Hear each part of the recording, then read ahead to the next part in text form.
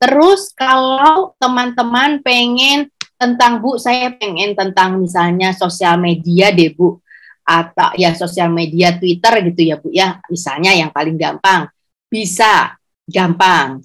Metode yang paling bisa dilakukan namanya social network analysis. Kayak apa tuh? Nanti saya kasih tahu. Sama ada lagi yang namanya wacana ini, Corpus Assisted Discourse Study. Apa tuh? Sabar, saya terangin di sini. Ini pakai tools memang. Toolsnya namanya GEPI atau dan Ancon. GEPI buat SNA, Ancon buat CADS. Ini gampang belajarnya, gampang dan gratis. Itu bisa, semuanya pasti bisa. Nah, sekarang SNA dulu ya. SNA itu apa? SNA itu adalah Social Network Analysis. Gunanya apa, Bu? Gunanya pengen melihat misalnya sebuah peristiwa gitu, aktornya siapa sih? Itu. Nah, aktor siapa ini kita pakai wawancara? Enggak. Kita pakai ambil data dari Twitter gitu, kita ambil namanya mining ya, data mining itu kita ambil, kemudian kita lihat aktor-aktornya di dunia maya. Gitu. Aktor-aktornya dan bagaimana keterlibatannya dalam sebuah isu. Ini contoh. Biasanya kan kalau main di Twitter itu ada yang namanya hashtag ya. Hashtag. Ini kebetulan mahasiswa saya dan kita nyoba untuk skripsi nih. Hashtagnya sawit baik gitu. Jadi nanti cari dari Twitter itu yang pakai sawit baik itu siapa saja, ngomong apa. Intinya seperti itu sebenarnya.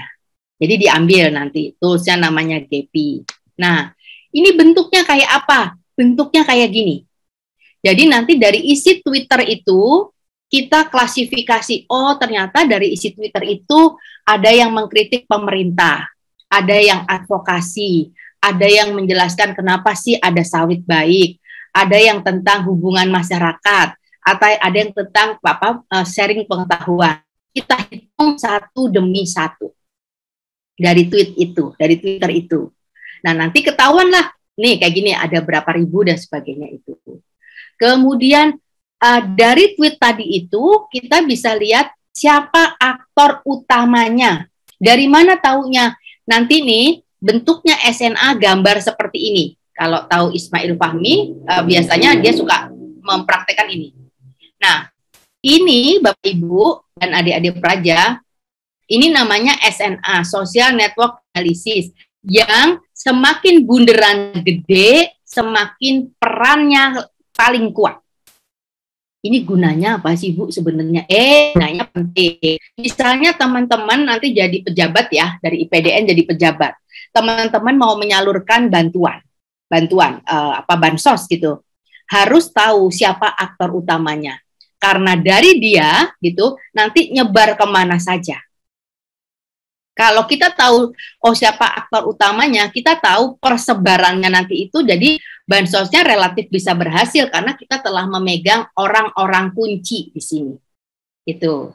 Nah, ini memang ada rumusnya, tapi ini dilakukan oleh mesin learning. Namanya. Mesin learning, jadi Bapak Ibu dan adik-adik praja, mesin learning itu bahasa gampangnya sekarang gini. Mesin itu sudah bisa diajak ngomong. Dia bisa mengikuti apa perintah kita. Kalau kita minta, saya mau tahu aktor, gambarin hubungannya, dia akan melakukannya. Gitu. Jadi ini nggak kita hitung manual, enggak, ada rumus, tinggal klik-klik aja, keluarlah, oh di sini toh aktor utama. Jarak antara sini dengan sini itu juga ada hitungannya dan ada maknanya. Semakin dekat berarti semakin erat, semakin jauh ke sini berarti semakin dia pengaruhnya semakin jauh dengan aktor utama, gitu. Ini nggak perlu ke lapangan, cukup mantengin Twitter aja sudah cukup, gitu. Nggak perlu ke lapangan, nggak bakal kena corona. Ini ada toolsnya, gratis semuanya, belajarnya juga di YouTube tutorialnya. Ini buktinya sudah terbit di jurnal internasional Q1. Coba tuh bayangin Bapak Ibu, ya kan? Dari topik skripsi loh ini, bukan tesis, bisa masuk di Q1. Ini kita corresponding to correspondence author, dan ini bisa untuk menjawab kelangkaan lektor kepala dan guru besar di kampusnya IPDN. Tuh. Nah, kalau tadi tentang sawit baik, ini juga ada mahasiswa modelnya sama, tapi pakai hashtagnya tolak RUU Permusikan. Sama yang dilakukan Percis kayak gitu juga. Ini bisa terbit di jurnal Nasional Sinta 2, Journal of Government, ini and Civil Society. Coba. Ini seolah-olah kayak jurusan komunikasi ya. Enggak, ini bisa jurusan administrasi publik, bisa jurusan kebijakan, bisa jurusan politik pemerintahan, bisa komunikasi, bisa macam-macam. Gitu. Ini bisa. Nah, ada lagi kalau tadi SNA, ada lagi yang namanya pendekatan ini, Corpus Assisted Discourse Study. Ini apa sih, Bu? Ini kawinan antara analisis wacana dan analisis kritis. Kayak kalau anak komunikasi pasti tahu. Nah, jadi begini. Ceritanya kenapa metodologi ini muncul? Waktu itu ada olimpiade di Inggris, kalau nggak salah di Inggris itu. Kemudian ada seorang peneliti yang pengen melihat kalau melihat pembicaraan yang ada di surat kabar Inggris waktu itu 5 surat kabar besar di Inggris. Kalau misalnya kita bicara atlet kulit putih, atlet kulit hitam, atau atlet perempuan atau atlet laki-laki itu apa sih yang dibicarakannya? Dengan pendekatan ini jadi tahu bahwa ternyata kalau bicara atlet kulit putih itu yang dibicarakan adalah kesungguhannya dia dalam berlatih. Tapi kalau orang atlet kulit hitam yang dibicarakan itu adalah ya memang udah warisan sih, orang kulit hitam memang kuat-kuat gitu. Berarti kan ada rasisme di sini. Terus kalau atlet perempuan itu yang muncul adalah kata-kata yang percintaannya atau romantikanya. Tapi kalau atlet laki-laki disiplin dan sebagainya, itu ada bias gender di situ. Nah, pendekatan ini digunakan untuk memberitahu kata-kata yang sering muncul dalam sebuah peristiwa. Kata-kata. Ada alatnya namanya Anton atau lunchbox ini. Nah, ini kita ambil misalnya contoh gini nih. Saya ambil ini nama alatnya. Jadi kita tinggal masukkan saja dari mana Bu ini dapatnya. Dari media massa online, dari Twitter, dari mana-mana bisa kita masukkan. Nah, kemudian kita bisa nanti si alat itu mengeluarkan ini loh kata-kata yang sering muncul dalam gempa Palu gitu. Dalam gempa Palu kemarin itu di Twitter itu ini kata yang sering muncul. Kalau pakai mata biasa nggak kelihatan. Tapi ternyata kalau pakai tadi alat tersebut dan pendekatan CADS itu keluarlah kata-kata begini. Nah, kata-kata ini yang keluar bisa kita klasifikasikan. Oh, ketika kata-kata gempa Palu itu yang keluar ada hikmah, hukuman, azab, duka Palu, teguran kita, subhanallah, dan sebagainya ini bisa kita klasifikasikan sebagai bencana itu sebagai tindakan Tuhan toh. Nih, gitu. Jadi ini contohnya. Oh, ternyata di Palu itu juga muncul, saya cukup kaget loh. Kok ada kata obat aborsi ya, ada obat penggugur kandungan, obat telat bulan. Kenapa ya? Padahal di Palu daerah Islam. Tuh. Saya kebetulan meneliti semua bencana di Indonesia. Cuma Palu yang ada kata-kata muncul obat penggugur kandungan, obat aborsi ini. Ternyata ketahuan bahwa orang-orang di sana itu, anak muda sana itu kan menggunakan hunian sementaranya, jadi rumah singgahnya itu setelah keluarganya pulang kembali ke rumahnya untuk melakukan hubungan suami istri, karena mereka nggak punya kegiatan apapun. Jadi di sana makanya banyak kehamilan tidak diinginkan. Ketika banyak kehamilan tidak diinginkan, mereka butuh obat penggugurnya. Itu kenapa hal tersebut ini muncul, kata-kata ini muncul. Juga ada kata-kata pesimisme, ini keputusasaan, ada kata-kata donasi pakaian, ada kata-kata kelistrikan. Gitu. Ini bisa jadi skripsi, super bisa. Ini sudah saya tulis di dalam buku ini, buku namanya Big Data untuk Ilmu Sosial nih. Udah ada. Tuh. Terus mahasiswa saya juga itu menulisnya tentang kebakaran hutan. Sama, kalau kebakaran hutan itu kata-kata yang muncul apa aja. Ini kebakaran hutan zaman Jokowi periode pertama. Sudah sekarang diproses di jurnal Q2 Indonesian Journal of Applied Linguistics Scopus itu.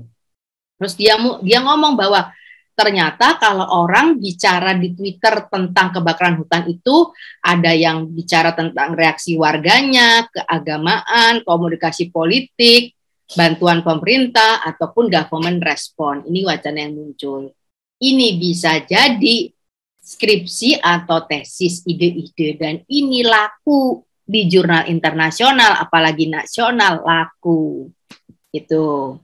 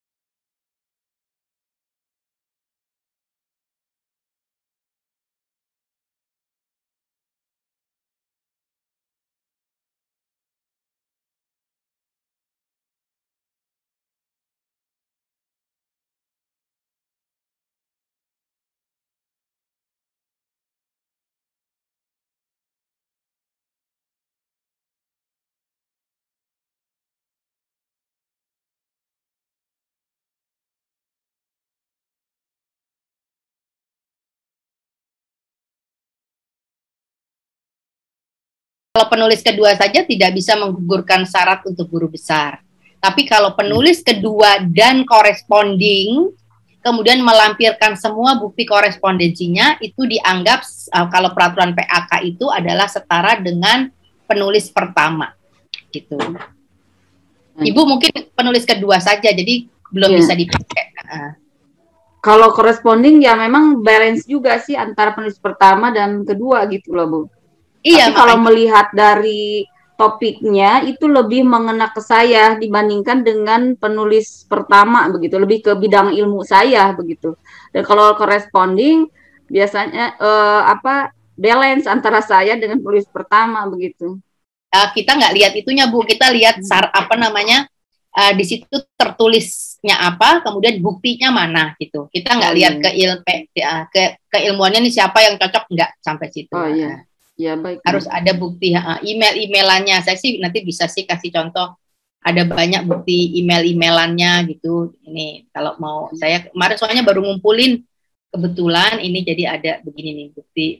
Ini bukti korespondensi tadi yang jurnal Q1 yang mahasiswa saya. Ini saya korespondi, ini saya urutkan dari tanggal awal. Ini bukti korespondensinya. Ini yang dilampirkan. Ini surat penyuratnya ke kita semuanya. Tunya kan tuh Bevaola, Bu. Bukan penulis pertama. Nah, ini bukti-buktinya. Gitu. Ini yang disebut kita sebagai penulis pertama, penulis corresponding Bevaola, sisi penulis pertamanya. Gitu. Nah, ini sumber-sumber ini yang kita lampirkan bahwa kitalah correspondingnya. Makanya disebutnya statusnya sama dengan penulis pertama. Ini gitu. Jadi ini baru bisa menggugurkan syarat, tetapi kan bukan satu ya, Bu, ya ada dua gitu ya minimal ya. Itu dilampirkannya kepada asesor yang didikte ya, Bu ya? Dimulai dari universitas kalau kami, mulai dari level fakultas malah. Oh iya. Semua syarat itu, jadi dari bawah itu sudah sama dengan ketentuan dikti. Iya, Bu. Dan tidak satu ya, Bu, dua. Kemarin saya membantu dekan saya Visipol itu, kami menyiapkan untuk guru besarnya 9 naskah.